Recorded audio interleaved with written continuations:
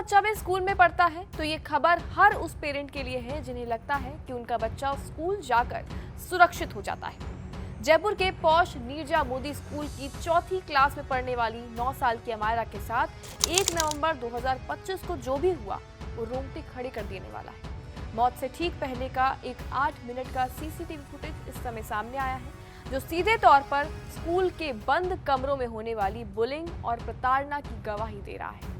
आखिर उन 8 मिनटों में ऐसा क्या हुआ, चलिए आपको सिलसिलेवार ढंग से सारी कहानी समझाते हैं। नमस्कार, आप देख रहे हैं जी न्यूज़ का डिजिटल प्लेटफॉर्म और मैं हूं आपके साथ करिश्मा मिश्रा। सीसीटीवी फुटेज की शुरुआत में साफ दिखाई देता है कि अमायरा बेहद खुश थी और नॉर्मल बिहेव कर रही थी। वो क्लासरूम में आकर अपनी चौथी सीट पर अकेले बैठ जाती है। टीचर अपनी कुर्सी पर है और बाकी बच्चे अपनी धुन में खेल कूद रहे हैं। क्लासरूम का जो माहौल है वो बिल्कुल शांत था।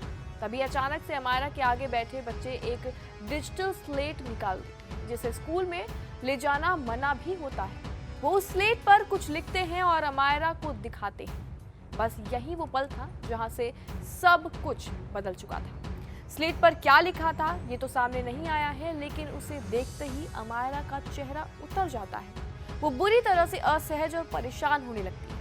मानसिक तौर पर परेशान होकर अमायरा अपनी सीट से उठ जाती है और क्लास टीचर पुनीता शर्मा के पास शिकायत लेकर पहुंचती है।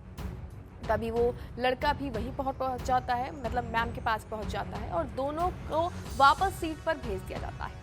लेकिन क्लास में बैठी जो टीचर है इस बात की गंभीरता को समझ ही नहीं पाती है और नतीजा रहता है कि वो बच्चे अमायरा को दोबारा से वही स्लेट दिखाकर मेंटली टॉर्चर करते हैं। अमायरा हार नहीं मानती है, वो 2 से 3 बार फिर से टीचर के पास जाती है। इस दौरान क्लास में एक और टीचर रचना भी मौजूद दिखती है। फुटेज में साफ नजर आता है कि अमायरा घबराहट में कभी अपना सर पकड़ती है तो कभी मुंह पर हाथ रख लेती है।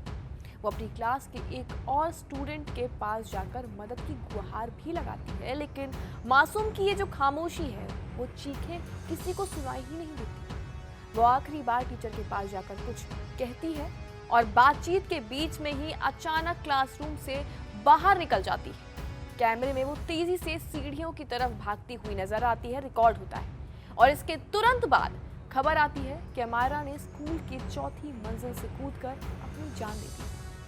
अमायरा के माता पिता का आरोप दरअसल ये है कि स्कूल ओनर सौरभ मोदी और प्रिंसिपल इंदु दुबे ने उनकी शिकायतों को लगातार नजरअंदाज किया। इंसाफ की इस लड़ाई में 8 महीने लग गए और 3 बार जांच अधिकारी आईओ बदले गए। अब जाकर पुलिस ने कोर्ट में चार्जशीट दाखिल कर दी है, जिसमें स्कूल मालिक सौरभ मोदी, प्रिंसिपल इंदु दुबे, टीचर पुनीता शर्मा और सफाई कर्मी राम को आरोपी बनाया गया है। टीचर पर जेजे एक्ट की धारा 75 लगाई गई है, जिसमें 10 साल की सजा का प्रावधान है। इस चार्जशीट के बाद भी अमायरा का परिवार न्याय से दूर महसूस कर रहा है। उनका दरअसल आरोप है कि पुलिस ने जांच के नाम पर उन्हें प्रताड़ित भी किया है और रसूखदारों को बचाने के लिए लगातार कमजोर धाराएं लगाई हैं। परिवार इस चार्जशीट के खिलाफ राजस्थान हाईकोर्ट जाने की तैयारी में भी है।